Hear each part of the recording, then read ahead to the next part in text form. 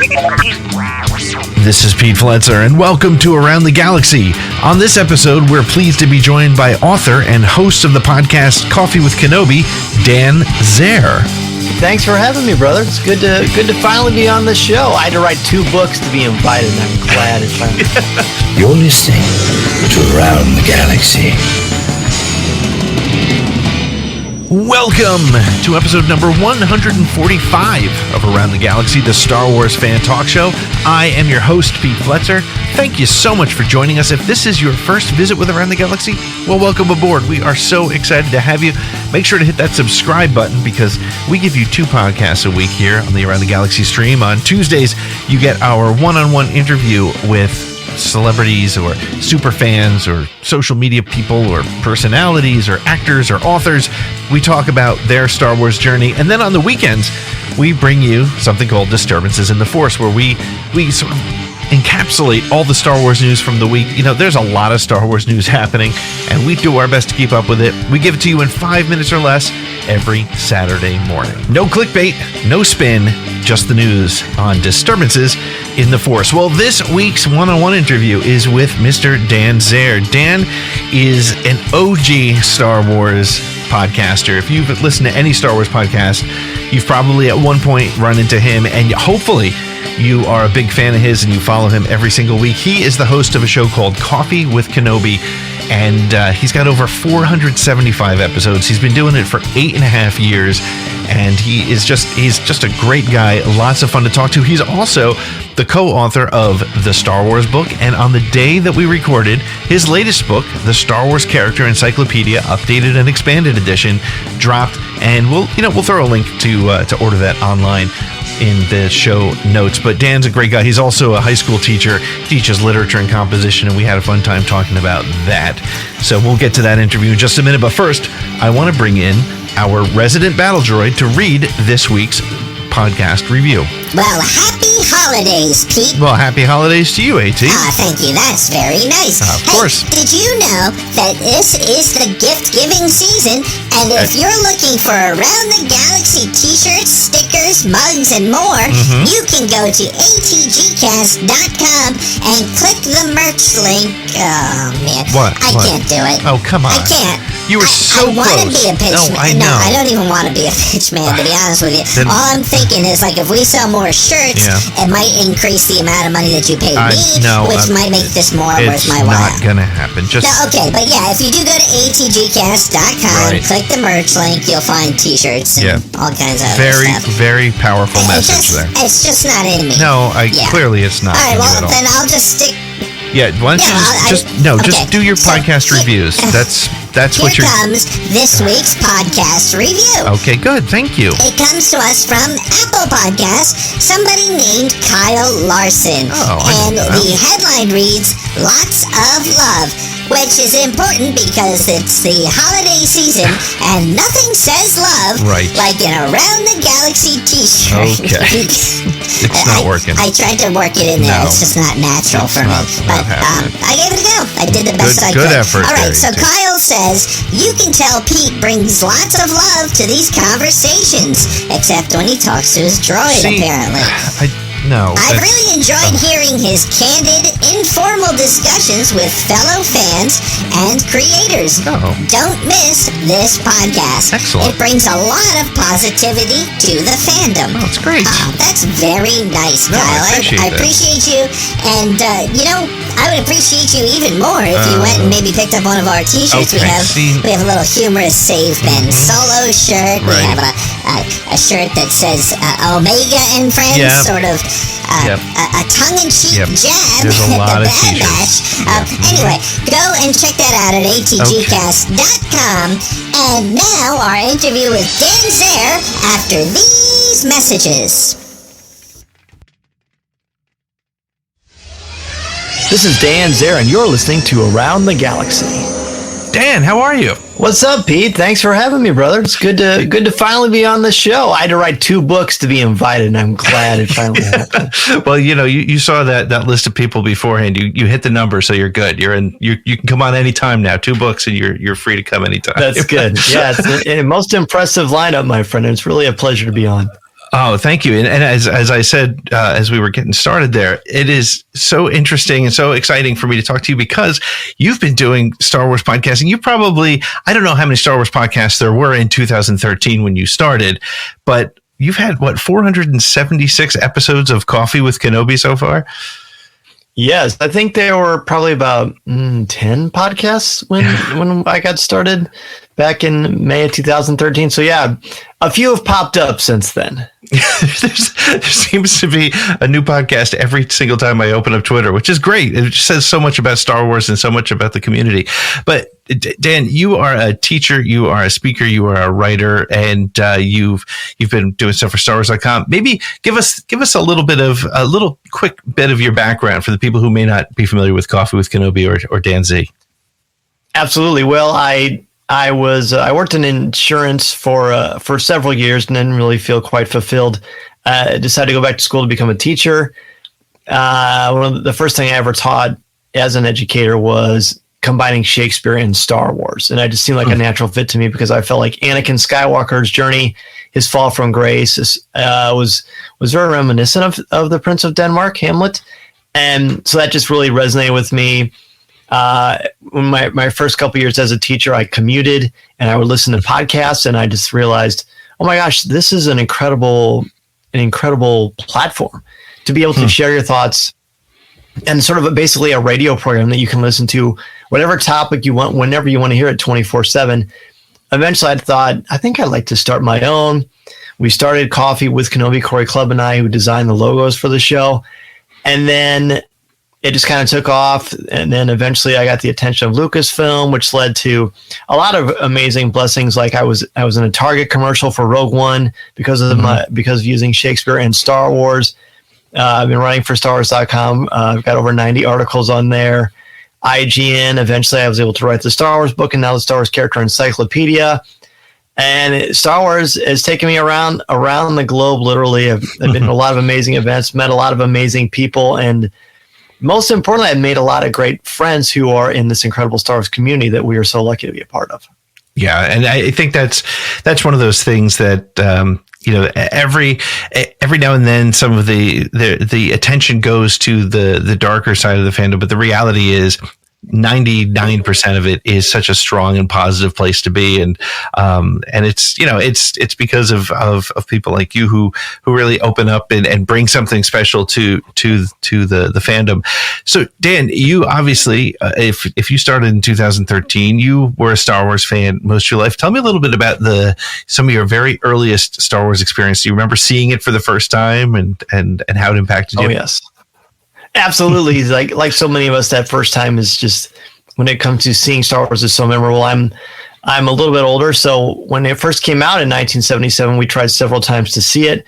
We were never able to do that because it was always sold out, and it seems hard for more modern audiences to believe, but that was definitely a thing. I remember a good 4 or 5 times sitting in a lobby being really discouraged. So, we'd pick up some popcorn, I'd play Pac-Man, and then we'd go home because we didn't have movie tickets. Right. And then one fateful spring day in 1978, I went to a drive-in movie theater. My dad rolled down the window and said 4 for Star Wars. So I got to see it for the first time at a drive-in movie theater under the stars, literally. And it blew me away. Before that, though, I had the C-3PO action figure. I didn't know who C-3PO was. I knew Star Wars collectibles were really cool. Little did I know that the figures had just come out, because we know about how long it took for those to actually hit shelves.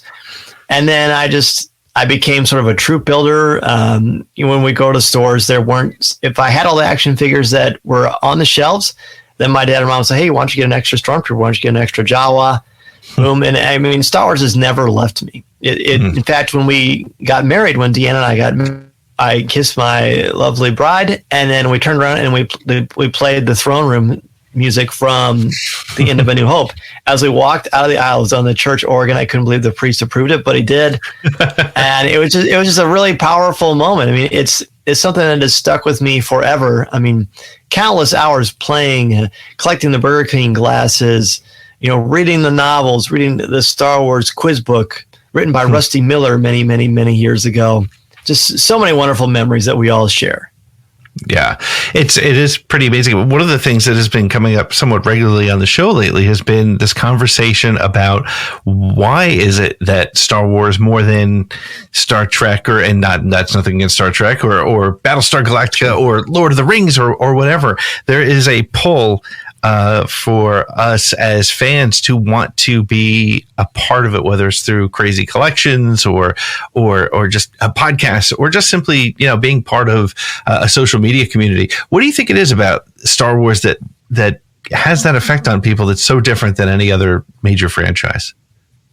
Sure. First, I want to say hi to Jonathan and Frank and Amy and everybody who is listening along with us. Welcome, everybody. Welcome, friends. I think that's a great question, Pete. To me, Star Wars is so unique because it's a mythology in and of itself. Mythology, myth is Greek for story.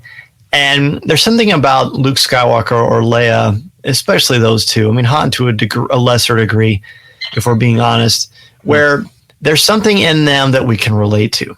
Someone who, in Luke's case, trying to find their place in the world, try to find what they're good at, find their niche, and go out and explore the world while it might be scary or frightening. And I think that's very appealing because while, we're not moisture farmers, we can certainly relate to, especially when we're younger, trying to find our place in the world, trying to find what we're supposed to do, who we're supposed to be, and find our families. And Star Wars is really good at found families.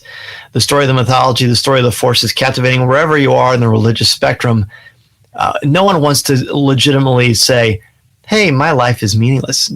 Everybody wants to have purpose. Everybody wants to have value and an intrinsic belief that there is something that they are supposed to do, many things that they are gifted at and talented at.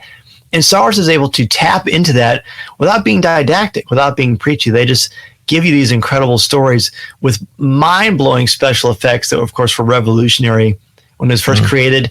You combine that with John Williams, the incredible storytelling and visionary ideas of George Lucas and his deep love of myth and, of course, his study of Joseph Campbell. You've got kind of a trifecta that was so unique for its time. And, it hooked us. It's hooked countless generations since then because these great stories are so powerful. And as a little extra tagline, is there anything cooler than a lightsaber? I don't think so. Yeah. No, you're right. I mean, it is wild how, and this, I feel like I'm repeating myself week to week, but it's very interesting that, you get whatever favorite type of story you have, whether it's Westerns or Princess versus the Dragon and the Knights in Shining Armor or whatever you're into, you can find it in Star Wars, but it's still the things that work for Westerns and fairy tales and science fiction all kind of pull themselves through in Star Wars, and I think we're seeing more and more of that. What are you looking forward to from as a Star Wars fan with all the content that we know and in some cases have our fingers crossed is on the way out? What kind of stories would you like to see, and which stories that we know are coming are most interesting to you? Well, what I honestly want to see is I prefer quality over quantity. I could go several years without anything new because I think there's so much out there that we can enjoy. Anyway, I'm much more of I deal with what is and what might be. So from that perspective, that's fine. What I want is a good story well told. I love so many aspects of Star Wars. I love the Star Wars comics, Disney Plus, the movies, the books, everything. But to a point, to me, in my particular headcanon, it gets muddy to me when Luke Skywalker has done so many things. He's in so many different stories. And that to me becomes tiresome. I like new ideas. I think that's why I like so much about The Mandalorian or what Rebels did or what the Clone Wars did, because it took familiar tropes, but it expanded upon the franchise. It added to the mythology. We don't have to keep treading over the characters that we know and love. So I want new, exciting stories that push the boundaries of storytelling, like The Last Jedi did, for example, or like The Mandalorian continues to do, and how hopefully the Book of Boba Fett will, and we'll see that in less than a month. So that's what I want. I don't necessarily need, there's all kinds of fan casting and all this kind of stuff, and that's all great, but I'm ready to deal with just a really, really good story. To me, it's very worth the wait. As far as what I'm excited for, there's a lot of cool things out there. Ahsoka is going to be captivating. The Book of Boba Fett is going to be great. But I'm really excited for Obi-Wan Kenobi, and not just because of the name of my podcast. As people think Obi-Wan is always my favorite character. I like Obi-Wan Kenobi. I mean, he's a mentor. He's a teacher. He's incredibly wise and talented in a lot of ways. But I think I'm excited about that because it's going to give that great element of nostalgia and fresh. That is so cool. That's why I think the end of The Mandalorian season 2 was so great, because it was brand new, but we also had Luke Skywalker thrown in. And that was insane. That was great. That was absolutely great storytelling and a great surprise. So that's what I want. I like the fact that we're going to get to see what happened with Obi-Wan on Tatooine, how he aged so dramatically on that desert planet for those 19 years. But I want to see that. But when you throw in some old elements like Hayden Christensen and whatever, that's to me, that's a perfect recipe.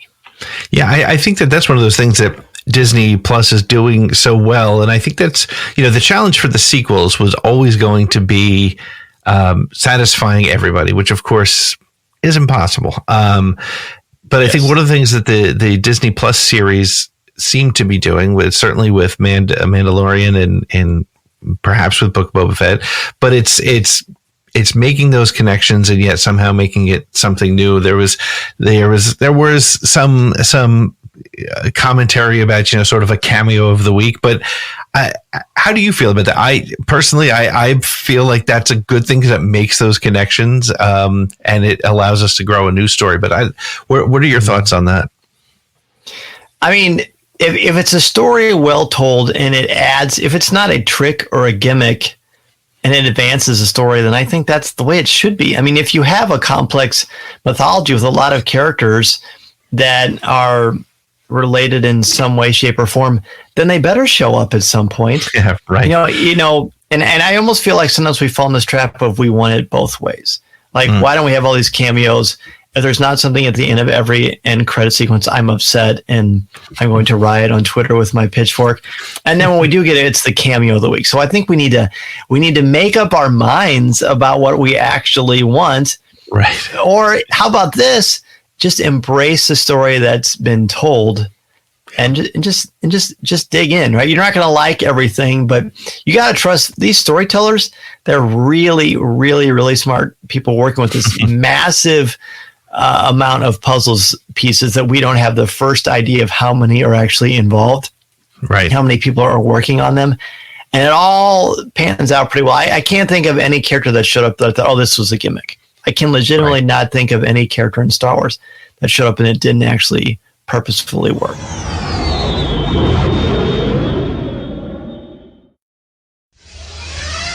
This is Matt Martin, and you're listening to Around the Galaxy.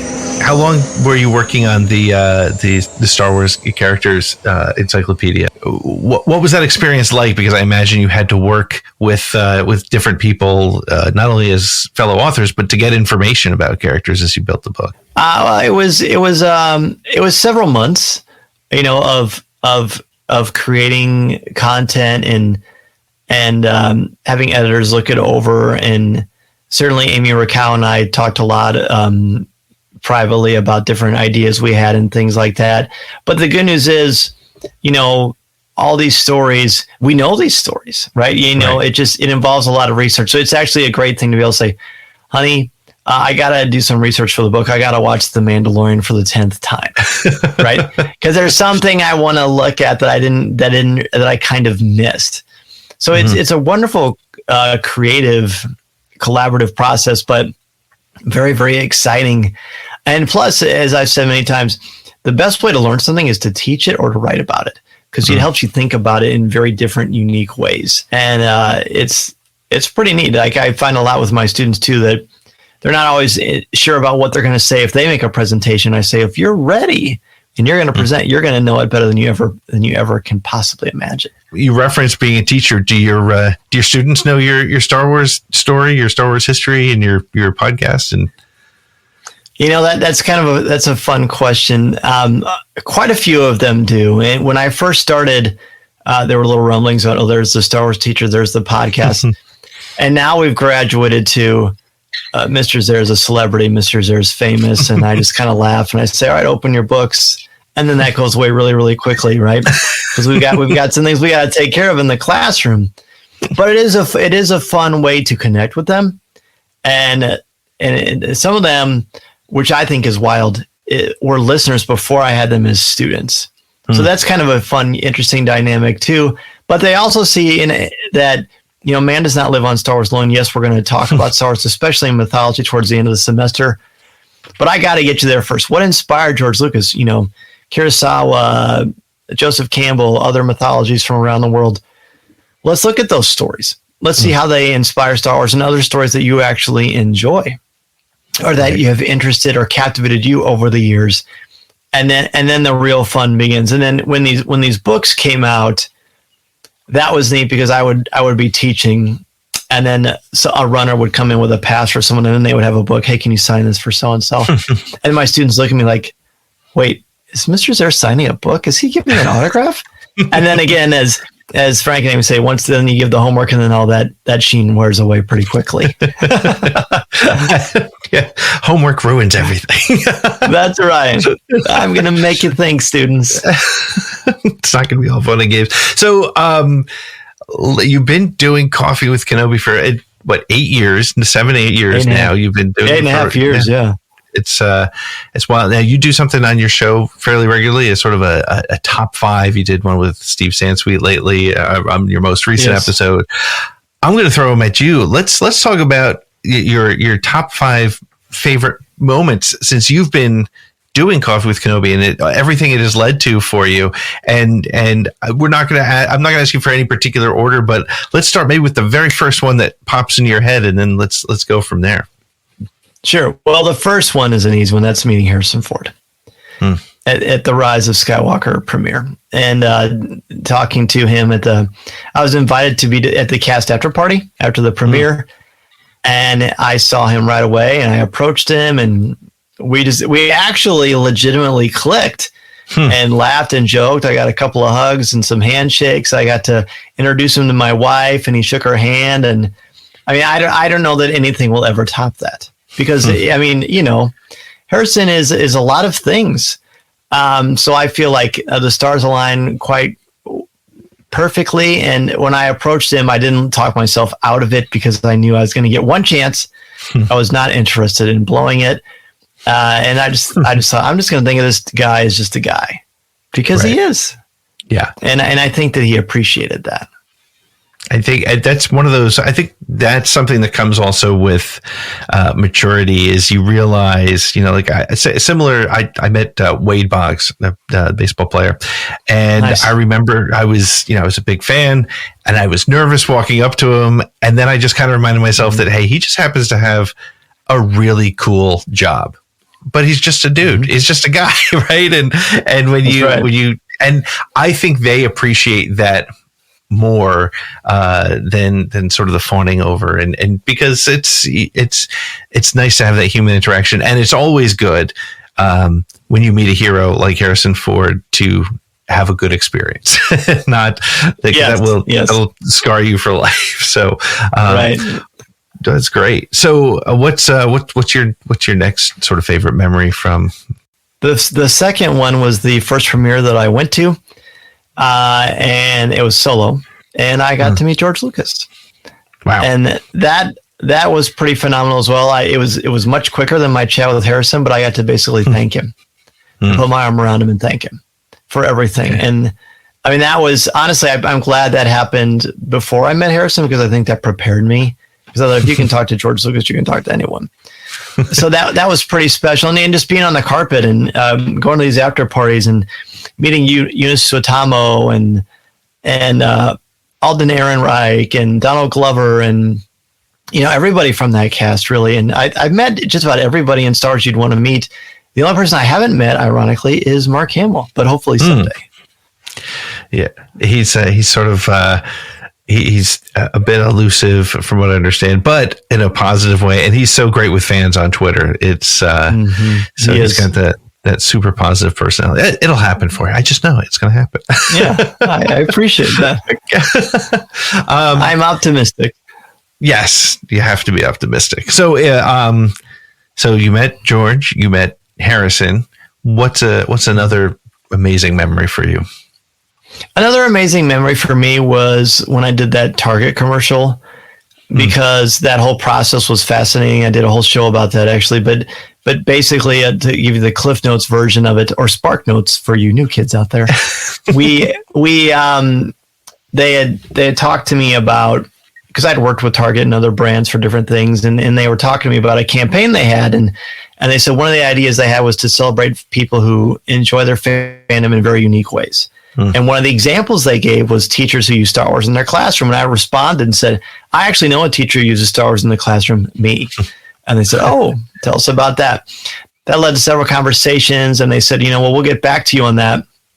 It may be a while. We're not sure what direction we're going to go. I said, okay, I totally understand. A few months later, I get a phone call. And I look at the caller ID and it says Hollywood, California. And I thought, well, I better answer that. So I did. And they said, Target really likes you. This is what we'd like to offer you. We're going to fly you out to Hollywood. You can bring your wife with you. You're going to stay in a hotel where the Oscars are. You might have to join the Screen Actors Guild. You're going to do some voiceover work, blah, blah, blah, blah, blah. How do you feel about that? And I said, on a scale of 1 to 10, I'm probably about a 500. So I'm very interested. And they laughed. And then, so the best part about that, though, and that was an incredible, incredible blessing. But my wife came home from the grocery store. Help her unload the groceries. And I said, I got some news for you. It just sounds funny to say. Someone from Hollywood called and they want to fly us out to California so I can be in a Target commercial. And the first thing she said, Pete, was, Target? that was the big thing. That was the big thing. That's and just so being able to go there with her, they had like a little car, limousine waiting for us with our name on it. And we got to do some sightseeing. We went to Disneyland. I got to give them some input on the set and what to do with the chalkboard and filming that commercial and sharing that with her. And we had to keep that secret because we had signed all these NDAs. We had to keep that secret for months. And then the commercial actually aired on my birthday, which was just fortuitous, really. So just being able to share that with her, she got to go with me to the Rise of Skywalker premiere. Those are just really special moments because they're very unique. I certainly don't take them for granted, but they're very much out of body experiences. Very, very, very cool. And Matthew, yes, I did meet Carrie Fisher. She was awesome. the Target commercial, that was a national campaign. It was and I first of all, congratulations in hindsight for being in that, because that was just a really cool and important thing too. It seems like something we've hit on a number of times tonight, and that is, what Star Wars means to people. And that, I think as kids, before the internet and before the mass media machine that Star Wars always was, but to the level it could be, I think, and I'd love your thoughts. There was almost this feeling that Star Wars was like this thing for me and a couple of my friends. Like we were the Star Wars people. And then once you started to realize that it's such an important part of so many people's lives, you feel like you entered a new world. Mm-hmm. Yeah. Yeah. So, I mean, to me, like Star Wars is a whole new world, but it's, speaking of Disney, to me, Star Wars is like an open palm. And there's just so much for us to enjoy and embrace. And if you've ever read of Mice and Men, you've got Lenny, and he is very passionate, but he also can't control his own strength, and he crushes things that he loves. He literally sometimes crushes things. To me, that's not what fandom should be about, right? It's where we're trying to possess things or keep things for ourselves because, this should be porous. We don't have ownership of any of this stuff. We have ownership of our memories and our proclivities and our interests. But other than that, come on, who are we kidding here? Right. Now it is interesting to see how that has developed. And I think one of the things that I like to make sure to remind people of is that there is that sort of gatekeeping and ownership in every kind of fandom, whether it's sports or Star Wars or romance novel. I don't know. I mean, if there's a fandom, there's levels of it, and fandom is so much better when you share it with people, right? So that's absolutely. I've never been to Star Wars Celebration. I'm going to the next one. I'm so excited to experience that, because when I spoke to people, they say it's almost like it's a borderline religious experience. Again, depending on where you come down, but just because you're with people who it's pure love, right? It's pure love of the same thing, and you can be yourself there. And it's such a great feeling to be at Celebration for that reason. Yeah, because everybody there is so like-minded, and we have different things we like about the fandom, but we all love Star Wars, and it just brings out. I feel like it brings out the best in people. I really do, Pete. And just when you interact with people and you share those passions, you and I can share it with our audiences and talk with people about it online is really great. But then when you talk with them over the years online, then you see them in person and you get to share the enthusiasm of a brand new Star Wars trailer or new exclusive figure. Oh my gosh, did Ashley Eckstein just walk by? All those things. It's just great. It really connects you. It's really, really. I'm looking forward to meeting you there. Yeah, the same here, and I think I'm doing it right. I'm taking my 9-year-old son and my 70-year-old dad. So it's going to be that's the only way to do it. It's going to be insane, just because my dad introduced me to Star Wars, and I'll be taking him there. And my son, of course, is as a 9-year-old kid. He's all in. He's a Clone Wars kid, which is really fascinating. Wonderful. Well. So, that's wonderful. All right, so give me another one of your top 5 Coffee with Kenobi journey experiences. Sure. Well, I mean, the 3 I mentioned were pretty great. Being able to be part of the grand opening of Galaxy's Edge in California was pretty spectacular. Getting flown out there and having entire sections of the park all to myself for as long as I wanted. Being able to try the food, all the drinks, going to the private party where I was, just a couple of feet from George and Harrison and Mark and Billy D. Williams and Bob Iger and everybody actually seeing, to my knowledge, there's only one time where Chewbacca was actually in the cockpit of the Millennium Falcon in the courtyard in Batuu, and that was where I was at the premiere itself, seeing him go up there. That was pretty cool. And just being a part of that and looking around and knowing, because I'm a big Disney guy. I worked for Disney on their college program. I proposed to my wife there. We had our honeymoon there and did the cruise line. So I've always had a huge, huge connection with Disney. And then being able to go there and know that Disney and Star Wars were connected in a brand new way with the 14-acre land on both coasts was pretty special. And I got to make even more connections with people. I know she had Clayton on earlier. Clayton and I are really, really good friends. So he and I got to hang out a lot and do some coverage together. And this is where I hung out a lot with Lou Mangello of WDW Radio, James Burns of Jedi News, Drew Taylor from so many things. Just the best time. Being a part of that was very, very special, because then I can go on and I can proselytize about how great it is.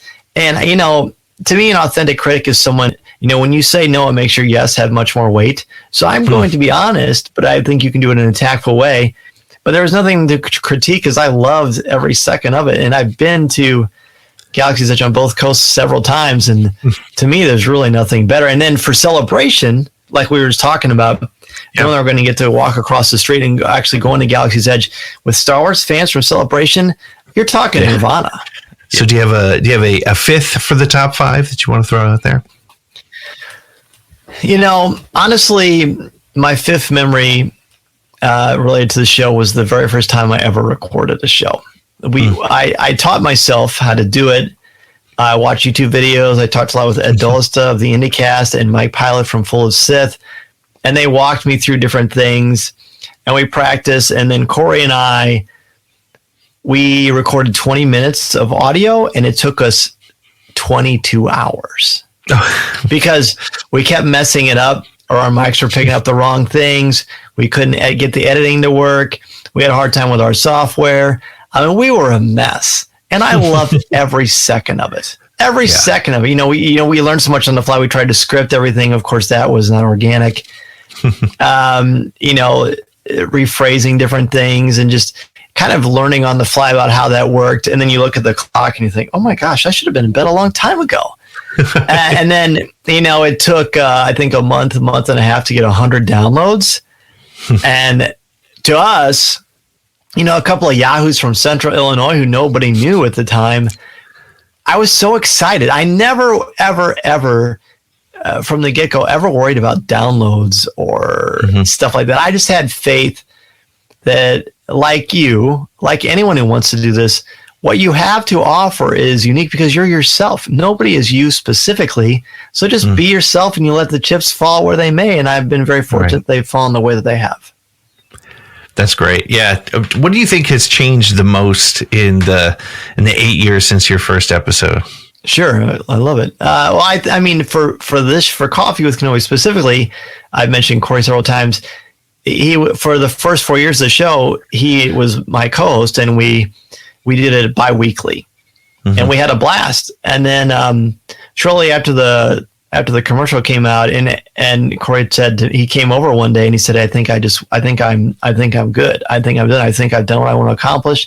I want to focus more on some family stuff. I've got some other goals, but I'm happy to still do design work for you and I'll be a guest whenever you need me, but I think I want to take a break.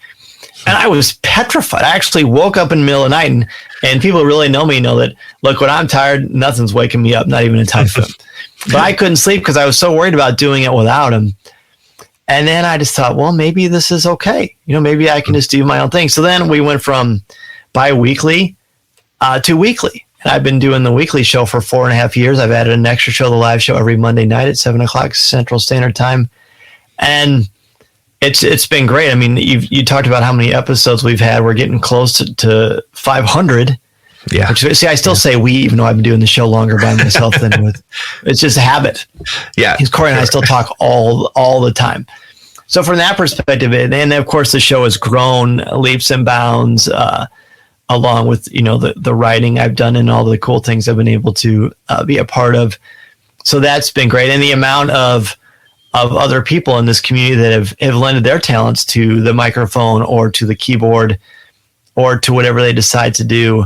That's been really cool to see it grow and to be a part of that and to see people that went from being listeners to having their own shows that they're dominating the airwaves or to make new friends along the way. And I think that's also concurrently what's been going on with this platform and with Star Wars fandom in general, is because there are so many of us, and social media I still think is a very, very powerful and positive tool that can be used to really grow communities, friendships, and a lot of wonderful opportunities and memories for so many people. And as I said to Steve Sansweet last week, if things aren't doing that for you, then that's why God created the mute button. That's so true, and it is interesting to see. It's very easy. Yeah, people make such a big deal about how it's so hard to avoid. It's really not. Just turn it off or mute people that are driving you crazy or not being professional or kind, and then enjoy yourself.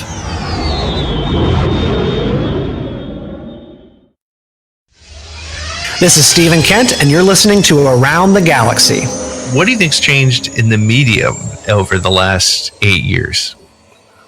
I just think that people are taking the plunge and they're doing it, right? That it's, you can go walk into Target and buy a karaoke microphone and plug it into your computer, or you can just use your phone. You can just use your cell phone and record a podcast.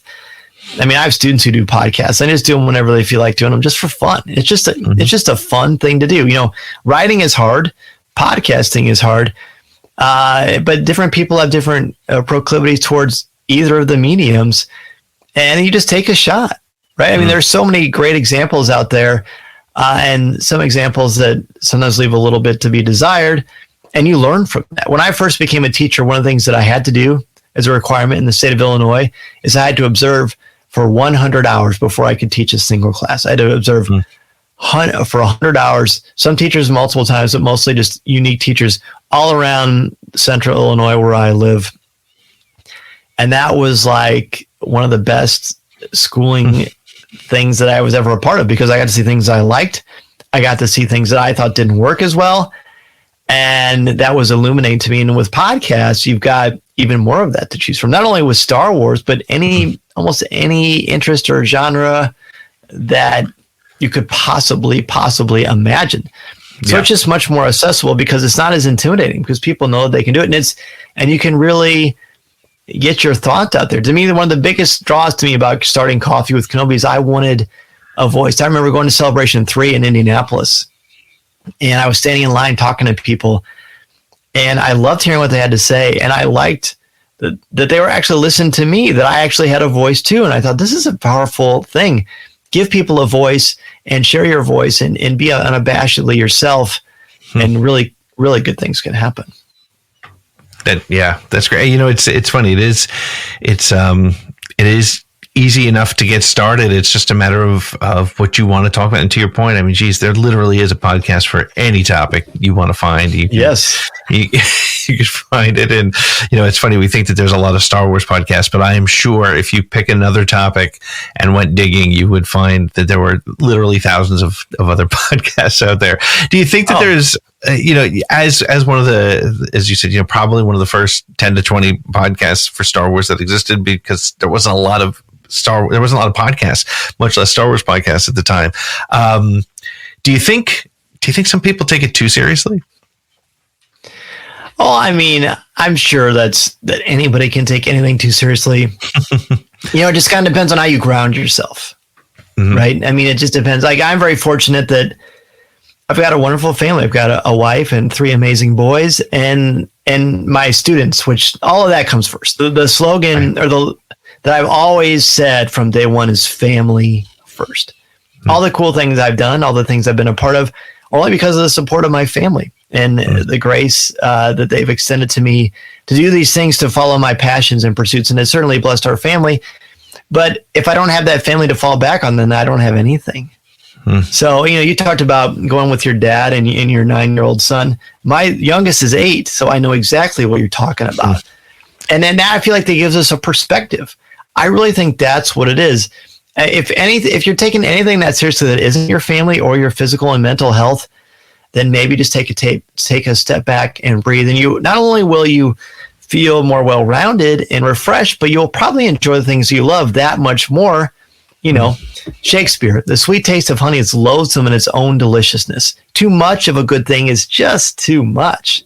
So you diversify. You cultivate lots of different gardens, and a lot of different things can grow for you.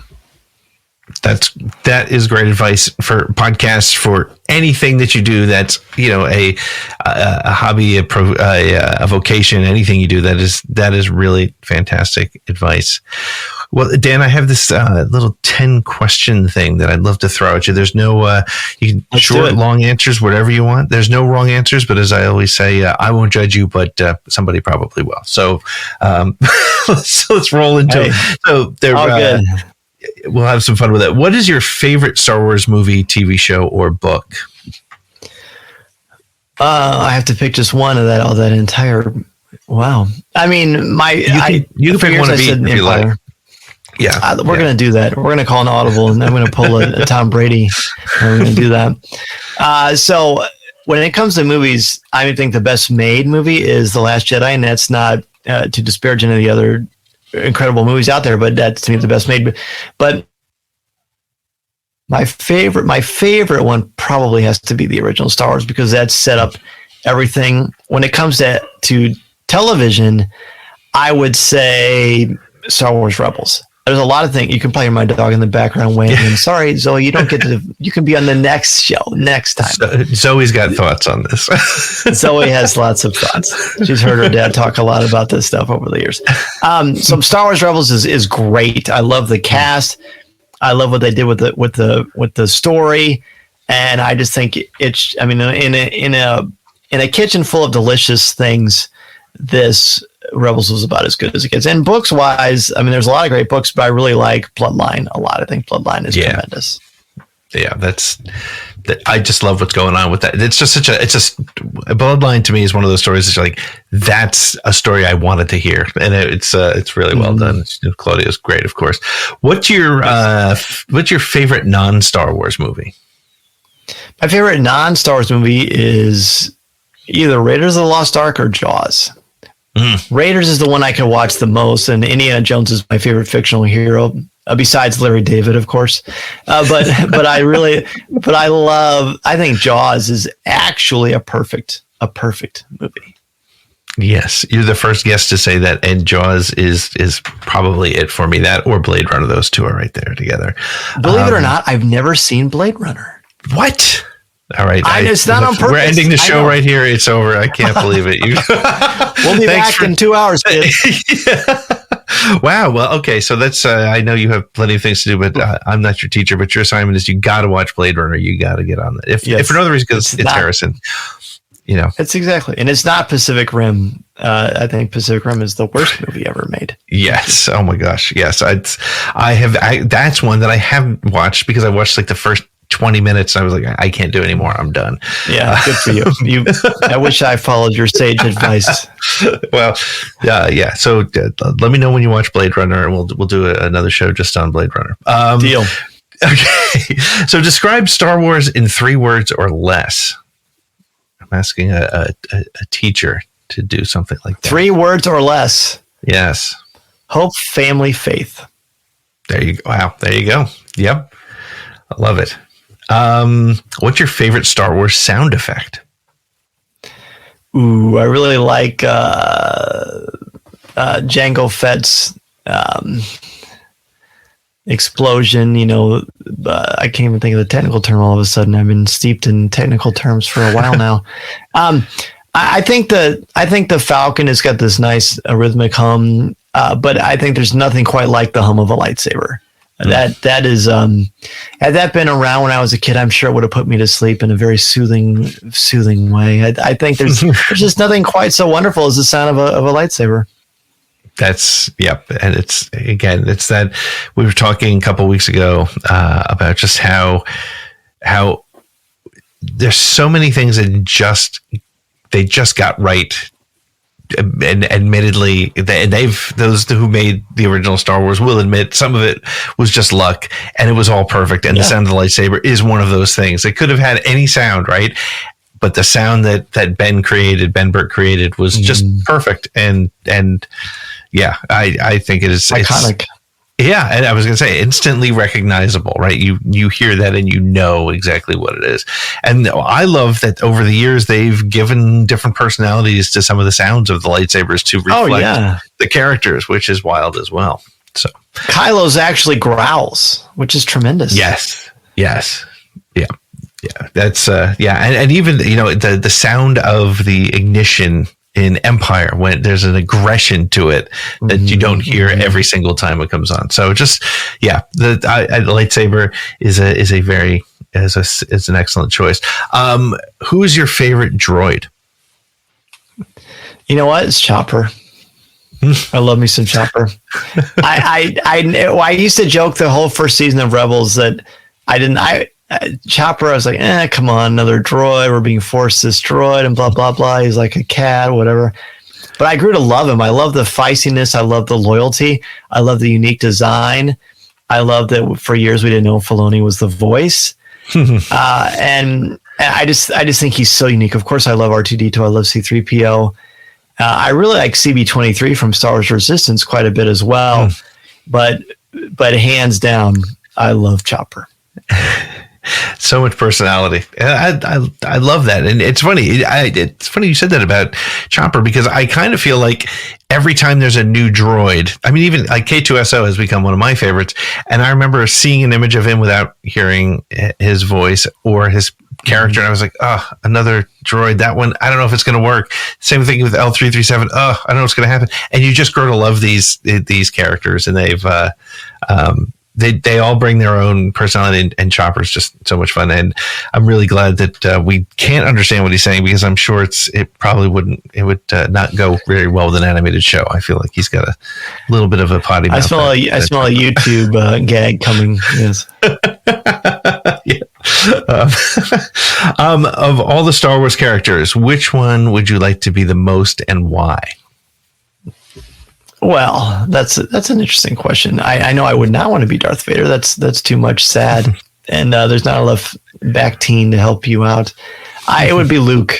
It would certainly be Luke, because, I mean, I think if we're being honest with ourselves, you want to be Luke Skywalker. You want to be the person dragged out of obscurity. You like Harry Potter, so many great classic mythological tropes, taken out of obscurity to find that you have greatness inside you, but you need to be taught, you need to be trained, and that you can do great good for a lot of people and bring peace, right? I mean, bring peace is kind of a strange thing to say, but I think for Luke, what he needed and it took him a while to figure out, as we saw in The Last Jedi, is he needed to find peace internally. You know, you peace in and of itself is attainable if you can achieve it with yourself, right? You have to take care of yourself, and then everything else falls into place because you are settled. And I think that's one of the reasons why we have a lot of challenges in the world now, because we've got to take care of our internal selves and love ourselves enough that we can grow beyond that. You know, we are what they grow beyond. Yeah. And I think that that's one of the things that works best about Last Jedi. And of course, it's also one of the most controversial things, but the fact that Luke, I mean, he became an old man who went through so much, and trying to, you know, we all deal with the challenges of life a little bit differently when it throws, I mean, you know, for saving his father, that was fantastic and a phenomenal, you know, victory for both him and the galaxy. I mean, geez, but how do you move on from that? Right. And how do you not, so it's so important. And again, I think Last Jedi definitely showed Luke is the most human, that we'd never seen possibly any Star Wars character. So he's more relatable in that than he is in anything else. And I think that's hard for some people to understand because they haven't lived it yet. But, you know, you do, when you think you've achieved and accomplished your goals, guess what? New ones show up. We always are learning lessons. You don't stop learning lessons until you die. Right. That's true. Very, very true. What is your favorite Star Wars collectible? So I mentioned those Burger King glasses. Do you mean ones that I have or ones that I wish I had? Because I wish I had. I want a 1:1 scale Han Solo and Carbonite. That's what I want, but it's probably not going to happen because I like being married more. But I kid, she probably wouldn't care at all. I just put it in the office. But I really like those Burger King glasses. I love the Star Wars Legacy lightsabers from Galaxy's Edge. The one I built at Savvy's workshop, the first time I got to do that was pretty special. But honestly, my favorite Star Wars collectible is the Star Wars book, because it's the first book that I wrote. And there's just so many special memories with that, you know, getting hired to do it, knowing where I was, telling my wife about it for the first time, doing book signings and having my son, who was 7 at the time, sit next to me and sign books too, and everything that happened because of that.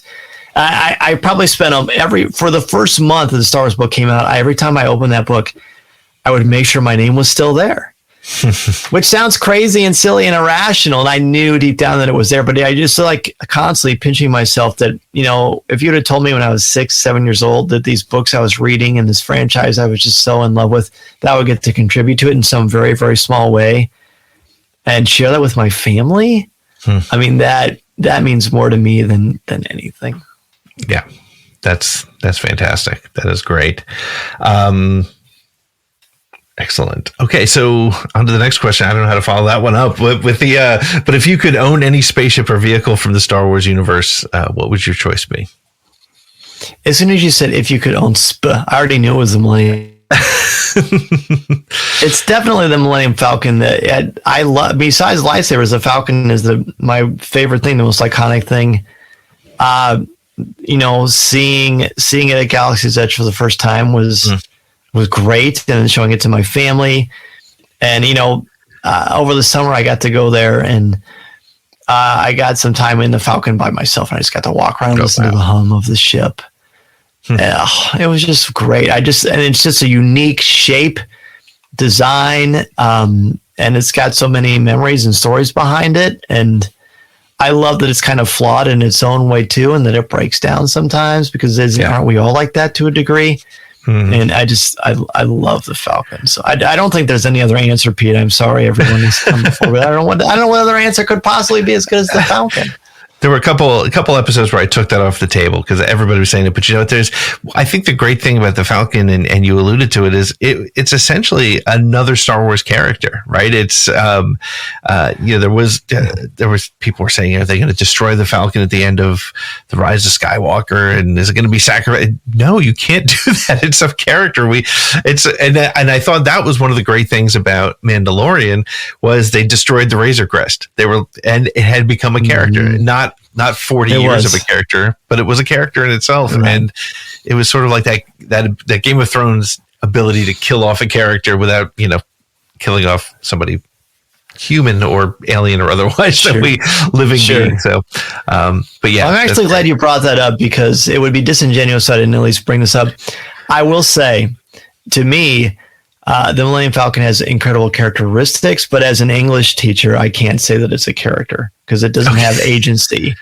So I almost started to twitch when you said that because I know that people are going to tease me for it. So hopefully, but I know exactly what you're saying. We associated so many emotions with it because of the emotions that it's brought us on, and I think that's absolutely fantastic. That's fair. That's totally fair. All right. What's your favorite Star Wars moment, story-wise? Story-wise, it's when it's in The Last Jedi when Luke shows up and he kisses his sister on the forehead, and he walks out and he faces the First Order by himself. And they open fire on him, and I have goosebumps now. Every time I tell a story, I have goosebumps because it's just to me, it's the greatest moment in cinema history, and that which is probably hyperbolic, but I'm okay with that. And then he just brushes it off. So the first time, whatever people say or don't say, I don't know. But when I saw it the first time, I had no idea that he was a force projection. I had no idea. I thought it was Luke Skywalker, and I thought, this is the moment I've been waiting for. Hey, buddy, this is the moment I've been waiting for